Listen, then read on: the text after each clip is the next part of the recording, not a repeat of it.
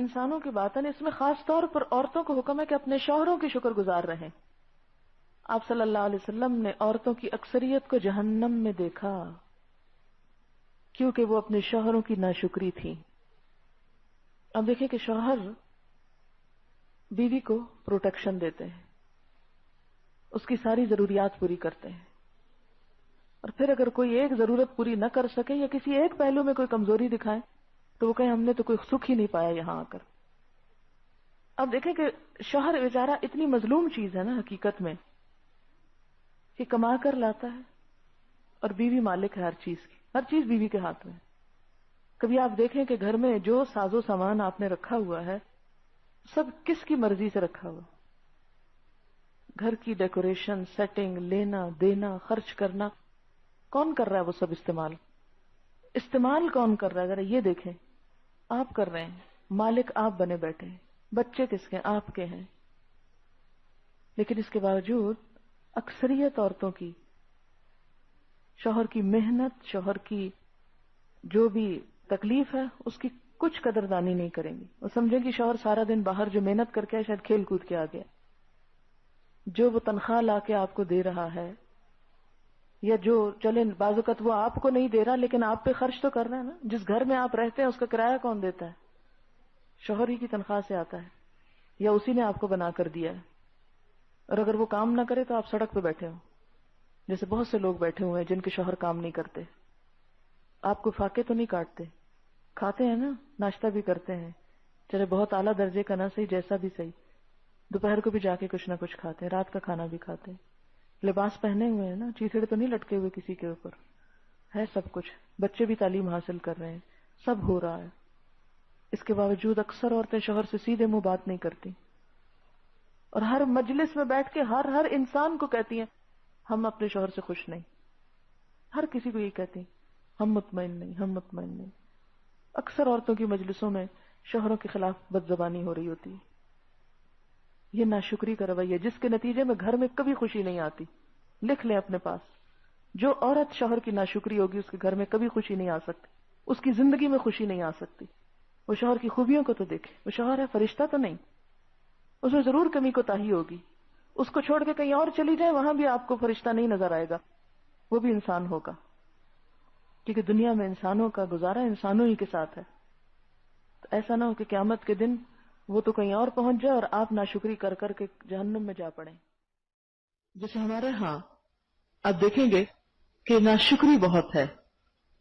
مجھے جب دوسری قوموں اور اپنی قوم کے درمیان ایک خاص چیز نظر آتی ہے وہ یہ کہ ہمارے کلچر میں ہر بندہ ناشکری کی باتیں کرتے ملتا ہے، ہر بندہ یہ سوچ رکھتے ملتا ہے کہ ہمارے پاس کیا نہیں، کیا کمی ہے، یہ کم سوچتے کہ کیا ہے۔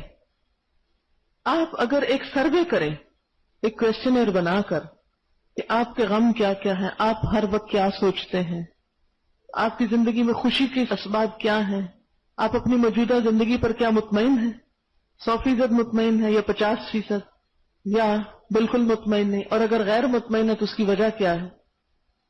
اور پھر اس میں آپ یہ بھی شامل کر سکتے ہیں کہ آپ کے پاس کیا کچھ ہے، کیا آپ اپنا گھر اون کرتے ہیں، کیا آپ شادی شدہ ہیں، کیا آپ کے بچے ہیں، کیا آپ کا بزنس ہے۔ تو جتنے لوگ ایسے ہوں کہ جن کا اپنا گھر بھی ہو، بزنس بھی ہو، بچے بھی ہوں، شوہر بھی ہو، یا شوہر کے پاس بیوی بھی ہو، اور پھر اگر ان کا نتیجہ یہ ہو کہ وہ غیر مطمئن ہے تو اس کی بنیادی وجہ کیا ہے؟ ناشکراپن۔ اور اس میں بھی ریشو عورتوں کا زیادہ ہائی ہوگا مردوں کی نسبت۔ کیوں نبی صلی اللہ علیہ وسلم نے فرمایا کہ میں نے تمہاری اکثریت کو جہنم میں دیکھا ہے، اور اس میں ایک وجہ یہ کہ شوہروں کی ناشکری، کہ جو مل رہا ہے ان سے اس پہ کوئی قدر نہیں، اور جو نہیں مل رہا ہر وقت اسی کا غم۔ جیسے آپ نے فرمایا کہ بن بیاہی بیٹھی ہوئی تھی، پھر اللہ نے اس کو شوہر دیا، رزق دیا، بال بچے دیے، اور پھر اگر ایک بات نہیں پوری ہوتی کہتی ہے کہ مجھے تو کچھ بھی نہیں ملا۔ میں نے اکثر یہ دیکھا ہے کہ لڑکیاں خوشی خوشی شادی کرتی ہیں، شوق سے انتظار میں ہوتی کب رشتہ آئے، پریشانی لاحق رہتی ہے، ہر وقت غم لاحق ہے، شادی نہیں ہو رہی، سب کام پینڈنگ ہے کہ شادی ہوگی تو کام شروع کریں. چلے ہو گئی کسی طرح. چند دن تو زیوروں کی نمائش اور کپڑوں کی نمائش اور کھانے پینے میں گزرے. اب آئیں ذمہ داریاں زندگی کی.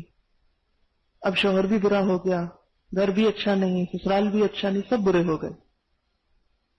اور پھر پچھلی لائف سے کمپیئر کرنے لگتے ہیں اپنے آپ کو، کبھی باپ سے شوہر کو، کبھی گھر سے اس گھر کو، کبھی اپنے سٹائل کو ایک نئے سٹائل سے. اور اس میں کمپیئر کر کے رزلٹ کیا نکالتے ہیں؟ جو منفی چیزیں ہوتی ہیں ان کو سامنے رکھا جاتا ہے کہ یہ نہیں ہے. یہ کم سوچتے ہیں کہ کیا ہے، جس کے نتیجے میں عموماً لڑکیاں روتی دھوتی، بد مزاج، بد اخلاق ہوتی چلی جاتی اور بالآخر ساری زندگی کی بیماریاں مول لے لیتی ہیں.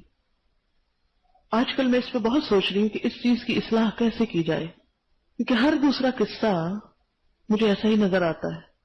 اور میں واقعی اس پر سیریس ہوں کہ کم از کم آپ لوگ جب شادی کے بعد اپنے گھروں کو جائیں تو آپ نے بڑے بڑے کام کرنے ہیں. اگر آپ چھوٹی چھوٹی چیزوں پہ رونے بیٹھ گئے نا، آپ کچھ نہیں کر سکیں گے.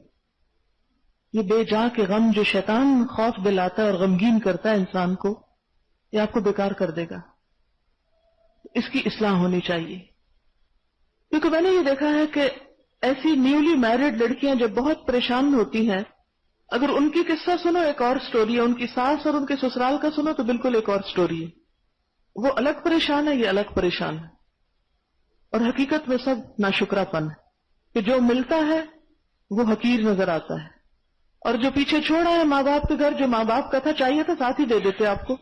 اگر آپ اسی میں خوش ہیں تو ساتھ آنا چاہیے تھا آپ کے. پھر وہ تو بہت سے والدین اس کمی کو پورا کرنے کے لیے جہیز نام کی چیز دیتے ہیں، لیکن وہ پورا لائف سٹائل کیسے دے سکتے ہیں؟